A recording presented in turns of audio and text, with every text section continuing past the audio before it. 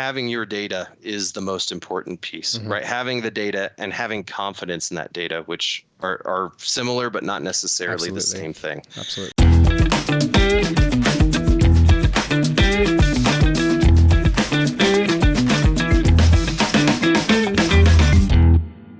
Hello and welcome everyone to a brand new episode of the Auto Tech Show. My name is Mark Babin, your host. Thank you all so very much for joining me on this pod. It's a good one. It's a really unique one in that fact. So glad that you're joining us, and you're certainly going to take a lot away from this one. So today on the show, we're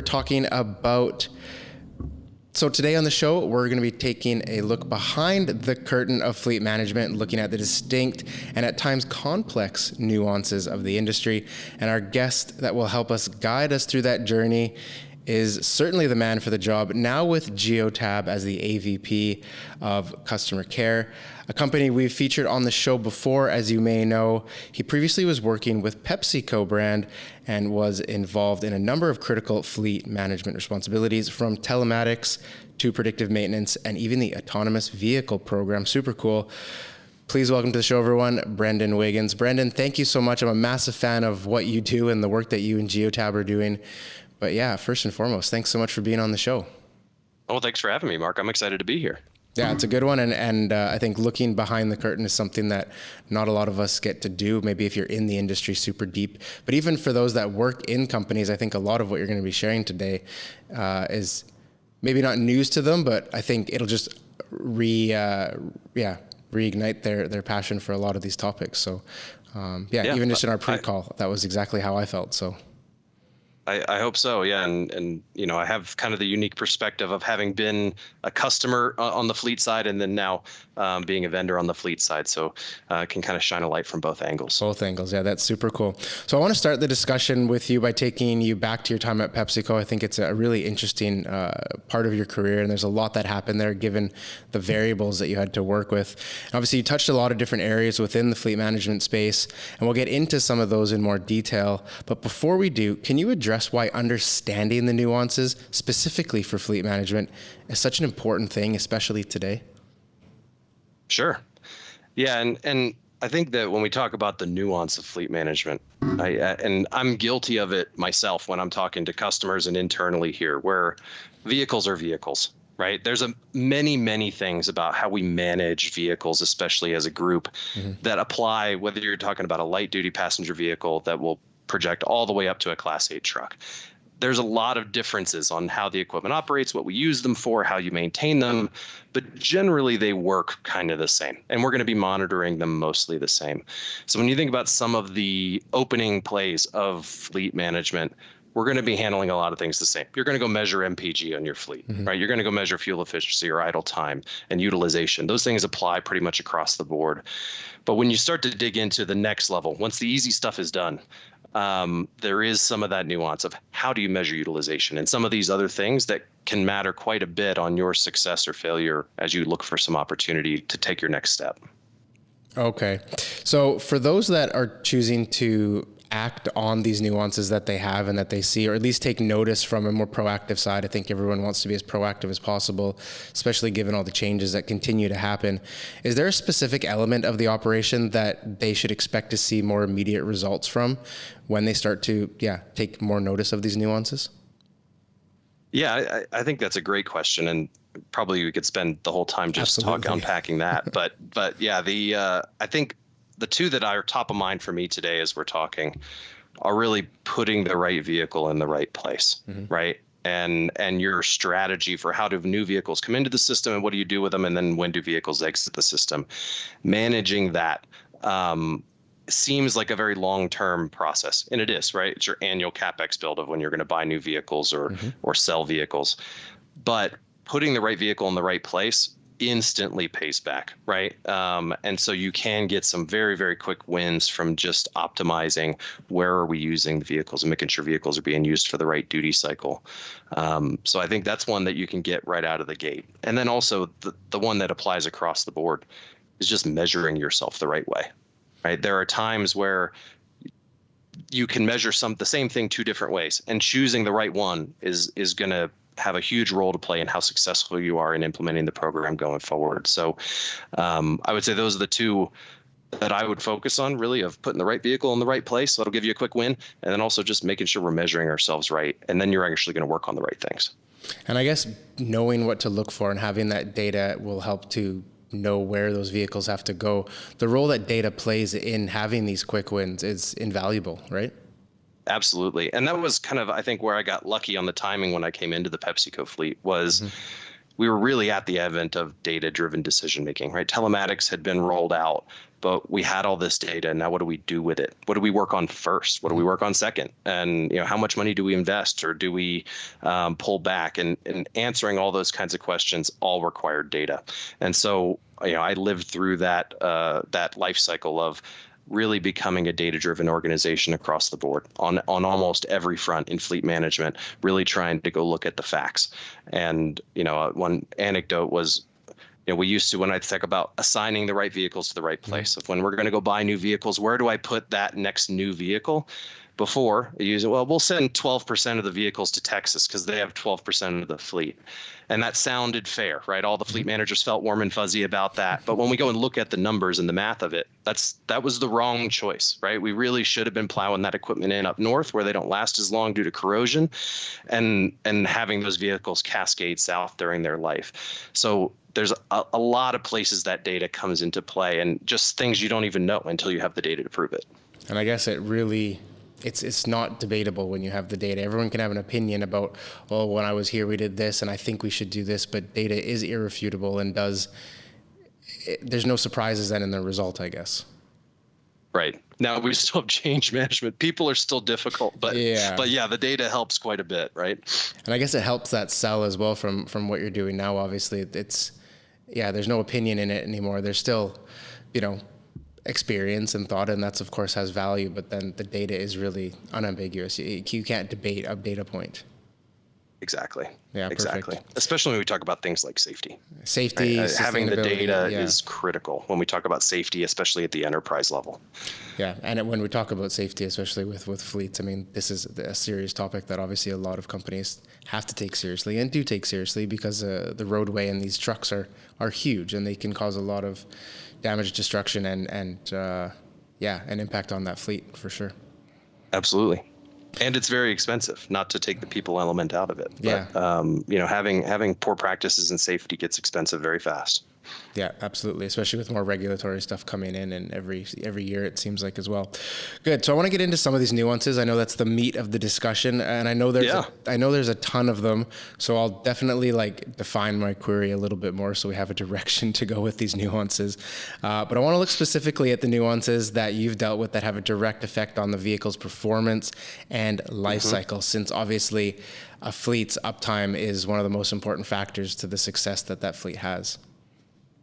Yeah, absolutely. And I think one of the ones that comes to mind in this space for me is and for some background for the folks listening, at PepsiCo, obviously a huge global company, about $65 billion or so, and I think they have $22 billion brands of Doritos and Lay's and Pepsi and Mountain Dew.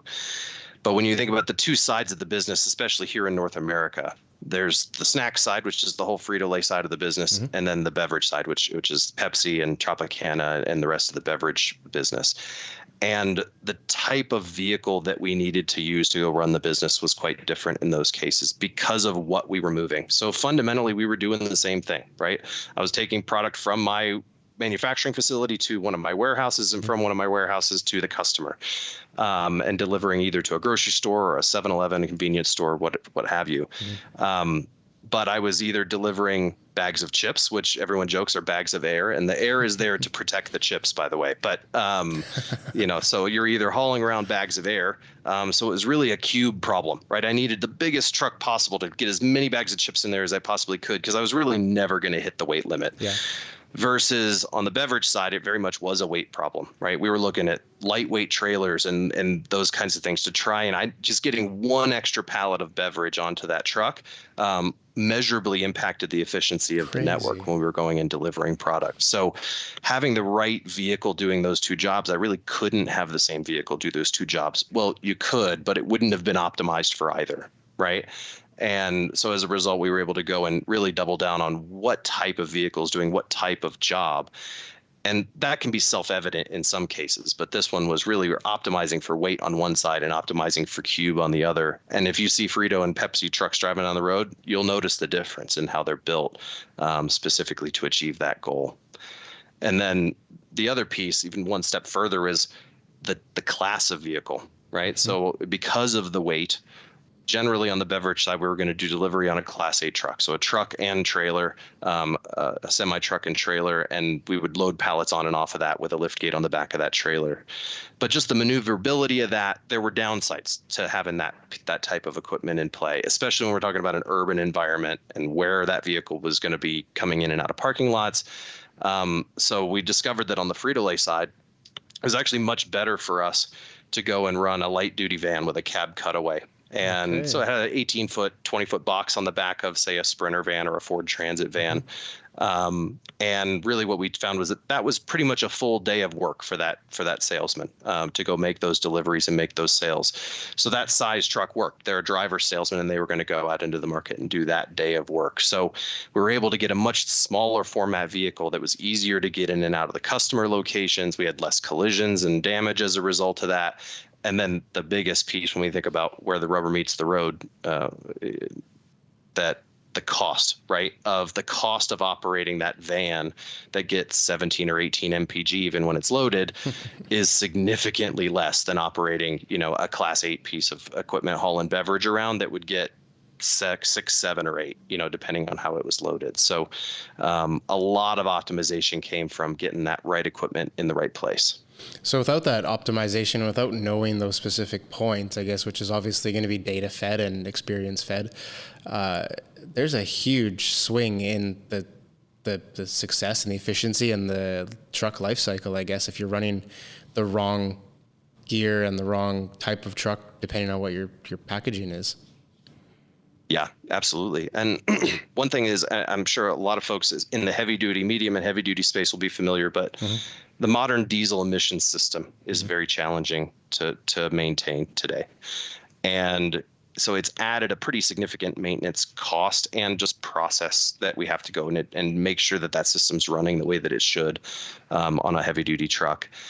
And it's really was engineered for long haul trucking, right? That was what they had in mind when they were designing that system. So it's designed where when you're up to temperature and that truck's driving down the highway on a long haul tractor, it'll heat up and go through that diesel regen cycle for that system. But when we're doing route delivery with that vehicle, it never really drove far enough between stops to ever hit that cycle and for that system to work like it should. And so we had to go and put specific maintenance practices in place to go and do manual regen, say when we were out on the yard, when it was at home and the mechanics were touching the truck anyways, we do a manual regen. And that sounds, okay, maybe we solved the problem there. But we really didn't, in that we also then found that doing the manual regens in the yard, that system heats up really hot while it's doing that. And it was really designed, again, to be driving down the road and have airflow going over that system while it did it. So what we found was we were starting to see an increase of cracks and other metals, heat, stress, fatigue, and various components in that system. So there's still no silver bullet for diesel emissions, but absolutely how you use that vehicle and having the right vehicle in the right place plays a huge role. And we actually did do a little bit of that on the Frito-Lay side in those vans and some of the medium duty trucks, was looking at really, do I want to be dealing with the diesel emissions here? I do get a little bit better fuel mileage, but ultimately a gasoline truck could end up being the right fit there because it starts better in the cold when it's up north and we don't have the diesel regen system. And so it's just going to be a little bit more reliable long term. So I get the full useful life of that vehicle while it's doing that route delivery duty cycle. We'll get right back to this great conversation with Brendan Wiggins of GeoTab and the nuances of fleet. But before that, we wanted to take a quick moment here and acknowledge the sponsor of this episode, the Auto Tech Show, Tire Summit. Now, Tire Summit takes place the 13th of June here in Vienna, and we're proud to be involved with them as the platinum sponsor this year. It's going to be a great conference full of great panel discussions, speakers, and some fantastic networking sessions as well. Here's a sneak peek of what you can expect.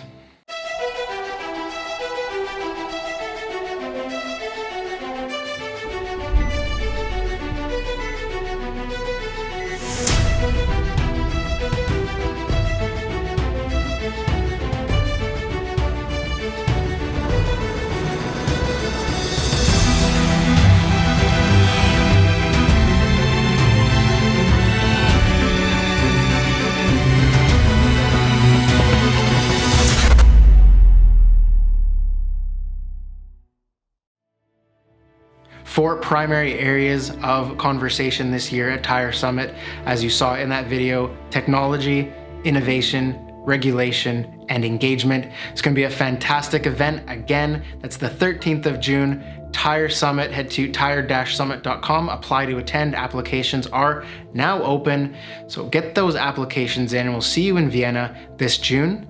But let's get back to this episode of the Auto Tech Show with Brendan Wiggins and continue to find out more about the nuances of fleet. Is it a constant, I mean, it sounds like it is a constant balancing act where you make some changes, but then other things are affected, so you then have to balance that. You're constantly like tinkering with the setup of what you're loading and the route that truck is going on, and the type of truck you're putting in that route. Then you have all of these variables you can't control, like weather or other conditions on the road, or maybe there's some maintenance. There's so much happening. Are you constantly having, or were you constantly having to just tinker with everything, or is there a fine spot where you can kind of use data to predict and put everything in a nice, happy spot?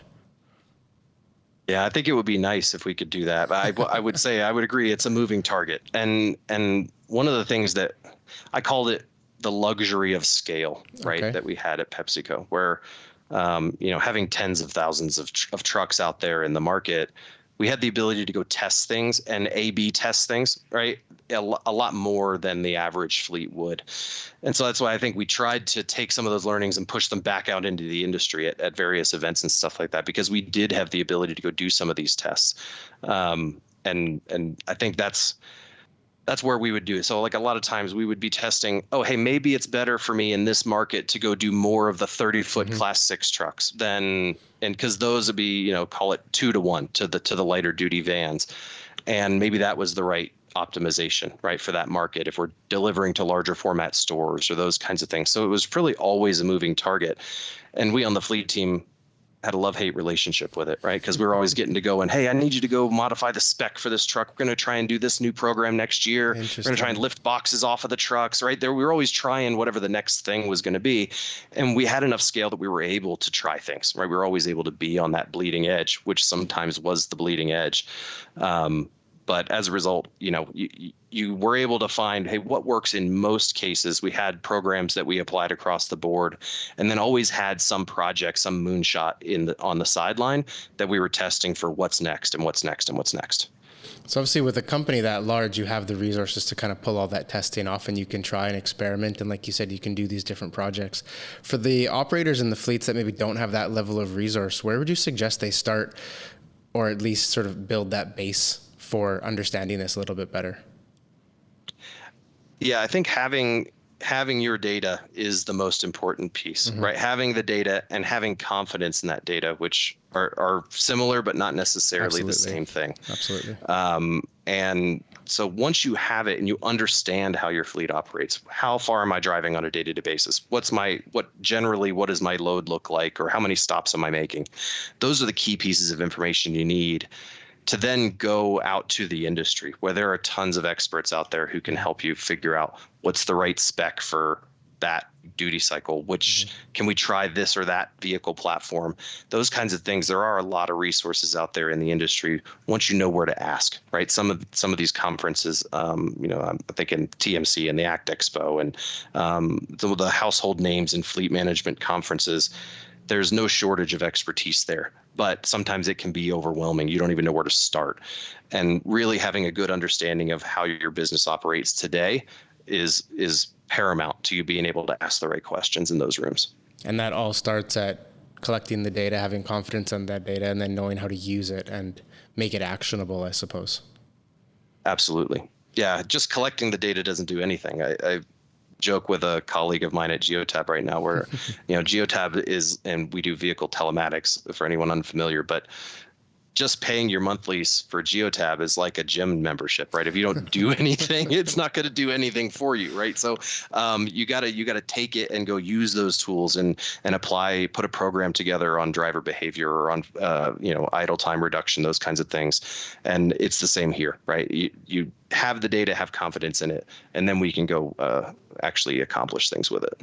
Yeah, it always surprises me that just the level of And this happened when we spoke last time, just the level of detail that it has to go into, and you have to think. And data, obviously, there's so much coming in, and the solutions are there, and the technology is there to understand it better, but it doesn't change the fact that you still have to tinker and toy with all these little variables to really dial in a perfect setup for that specific ride. And then the next one, you got to change it all again based on the conditions.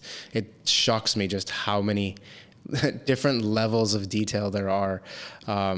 Did that something that you ever got used to? Like, is that's just common now in commonplace for what you do now? You're expecting that, or do you still get surprised sometimes by variables that maybe you didn't think of? Oh, I definitely still get surprised. We have a customer who operates up in British Columbia. Mm-hmm. And they were asking us for some ability to detect when someone's tampered with the diesel emission system or removed it. And it was fascinating to me that would be very common because, in California, they would bury you for that, right? Like nobody is ever going to risk tampering with the emission system on their truck in California, and generally across the U.S. at all too. But it's apparently a fairly big problem up there that they have fleets who are deleting the emission system. And then there are other requirements of when they can go and serve certain other government businesses and those kinds of things that come along with that.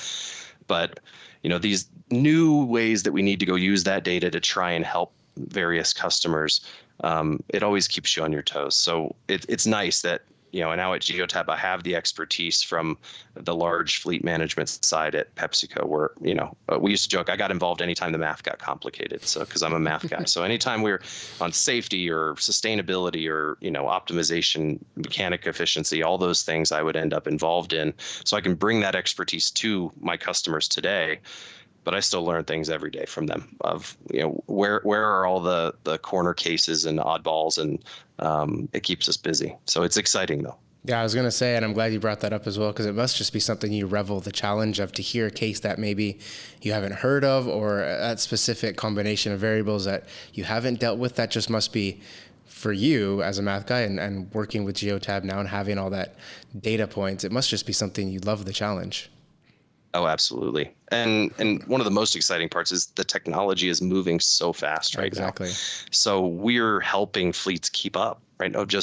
There are new EV platforms getting announced every year. There's a new EV manufacturer who's coming into the market and starting to, look for customers to do tests and do demos and just getting involved at the early stages with all this new technology that's coming into these major fleets and helping them evaluate it, right? We have to be able to measure them apples to apples, and to get into that of making sure we have all the vehicle signals we need, and talking with the various new OEMs. It's just an exciting time to be a part of the industry. Yeah, it is. And I think it just continues to be something that becomes more and more exciting. As you mentioned, technology is changing exponentially right now, just, machines teaching machines, and it's rapidly advancing. The solutions coming on the market, all the different data capture methods and data points and the way we can use that. Obviously, you guys are innovating like crazy as well with AI and everything there. What's your overall mindset looking ahead to the future of fleet when it comes to the challenges that you're going to face, the projects that you're going to be working on? What's your mindset looking forward? I think that we're close to the inflection point on electrification right now, right? The math is really coming full circle on. There are use cases out there today where EVs make sense at their current price point without public and grant incentives. So really, once that gets a little bit further along and EVs are cheaper across the board, we're going to see a huge change. And that's what we're kind of trying to do at GeoTab and helping our customers do as well, is how do we shoot out ahead of where we are right now, right? It's easy to get reactive in fleet management, but really trying to figure out, okay, what are the needs of a fleet in 5 or 8 years when electrification is a much larger percentage of the pie than it is today, and things like charge management and route optimization to take into account EV charging and those kinds of things are things we need to build today, because we can't wait until 30% of the fleet is EV and try and react to that. Like we have to build out ahead of that. And then the other one that I'm personally keeping an eye on is autonomous vehicles, and I have a lot of history with that. and I do believe in the technology. I think that the timeline for that is a little longer than everybody was hoping for when maybe a couple years ago when the hype was at its peak. We've gotten really good at it. And one of the other things that I think people forget is, when they talk about, oh, this autonomous vehicle, what if it makes a mistake 1% of the time? And humans bat in the 80s. Okay, Yeah. like humans are terrible. 1% would be great. so we will get there. Yeah. But understanding what is that really going to mean in fleet management, because I think especially on the passenger car side, people just aren't going to own cars the same way that they used to. That's going to be a change. Yeah. Fundamental change in kind of the way our economy works, right? Are we going to be owning trucks the same way, or are we going to have some rideshare version of autonomous vehicles, or a Pony Express, where I'm going to drop a trailer at an exit ramp, at a holding yard, and an autonomous vehicle is going to move that over the road and to wherever its end destination is for a local haul delivery.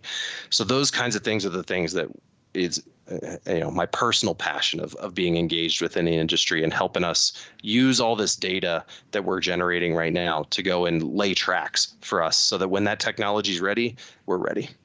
And you say when the technology comes, we're ready. How ready can you actually be? Obviously, you can prepare and plan with the best data you have and looking at historical change, or you have maybe a certain outlook on what's coming, but you don't really know until it's there. So how do you balance that? Is it your just best guesses, or it seems like you can only prepare so much?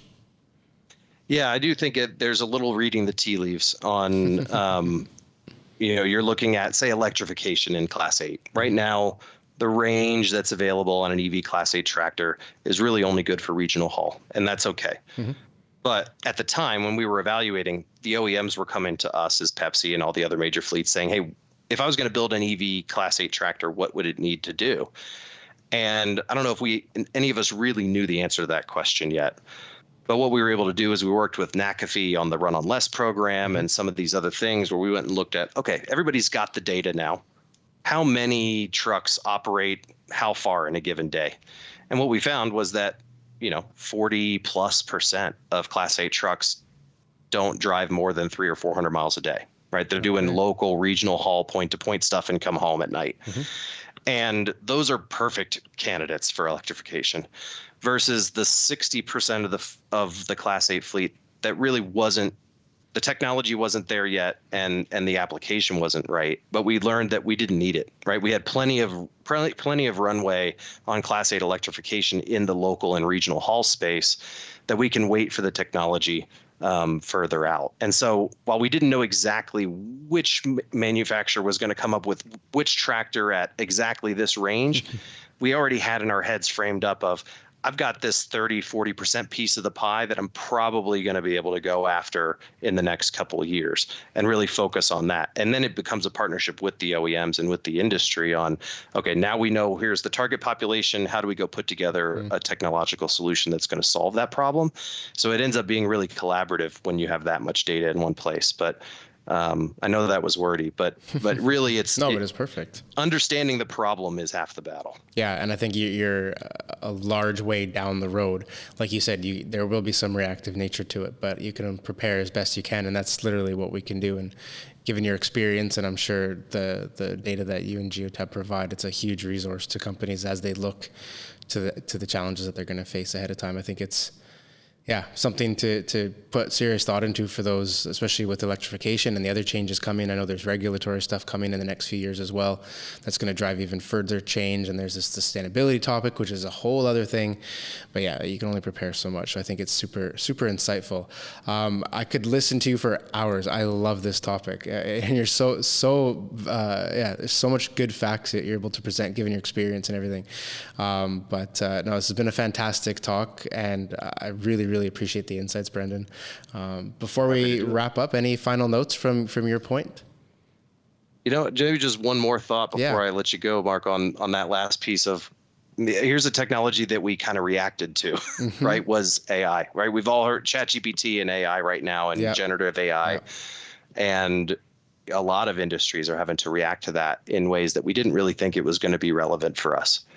And it's turning out that it is. It is in a lot of ways. Yeah. And so we're doing some creative things at GeoTab, working with AI on, what pieces of fleet management are like prohibitive for someone today, especially as a layperson getting into fleet management. And a lot of it is, like we talked about, sustainability and grants and electrification. Yeah, I can go look at this vehicle runs 200 miles a day and I can electrify that vehicle. But we start thinking about trying to dig through thousands of pages of grant, application documents and those kinds of things. Hey, can we start to use some of this generative AI to go, you proactively, you are a good fit for this grant and you have trucks that operate there. Can we start to put some of those pieces together? And I think we're doing a pretty good job of it. But that one really caught the whole industry on its back foot, I think. Yeah, absolutely. Perfect. Brendan, I'll bring it to a close there. So much good information, but I really appreciate the insights. And again, thank you so much for being with me. And for everyone watching and listening, thank you so much for joining us on this episode. Hopefully lots to take away from your end, and hopefully you enjoyed the conversation. I know I certainly did. But again, lots to take away and some next steps I think that many of us can take just from those examples that Brendan shared. If you have any questions or comments about this episode, just head down to the notes of this podcast and you'll see links for what GeoTab's doing and links for LinkedIn for both myself and Brendan. Please reach out if you have any further questions or you want to add to the conversation. You never know where those little notes go. They may spawn a future episode of the podcast. So please do have a look. Go down there and have a look. And again, drop us those messages. But with that, we'll bring this episode to a close. Thank you all so very much for joining us today. Wishing you a fantastic day wherever you may be in the world. We'll talk to you soon on an episode very soon. Bye-bye.